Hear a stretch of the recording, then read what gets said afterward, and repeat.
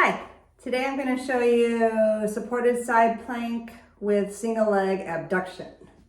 That's a mouthful.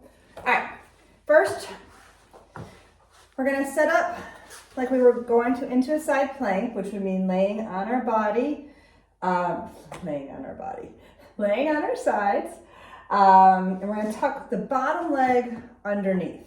Okay, so now I want to make sure that my body is in a straight line. Ankle, knee, hip, rib cage, shoulder, head. Yes, I'm just sitting here naming the body parts, it feels like. Okay, from here, I'm gonna make sure that my elbow is underneath my shoulder and my fist is down on the ground. You might want a pad underneath the elbow, and some of you also might want a pad underneath the knee.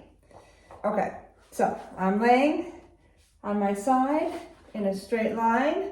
I'm going to create tension in my body by pulling my shoulders back and down, which is going to lift my chest. I'm going to make sure my pelvis and my rib cage are lined up and that my butt's not sitting behind me or out in front of me.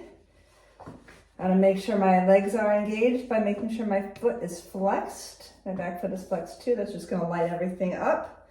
And I'm going to make sure my core is braced by pretending somebody's there about to tickle me or punch me in the gut. Now, important to realize we're going to lift up from here, from the underneath part. So you can't really see it, so I'm going to kind of hold my shirt here. It's a very sexy look. All right, so now I'm going to push down on my elbow and my knee and push myself up. Notice this hip is not sagging. I'm intentionally trying to lift through here, so you should feel this oblique light up. I also feel my hip stabilizing. I'm going to draw my toe towards my hip.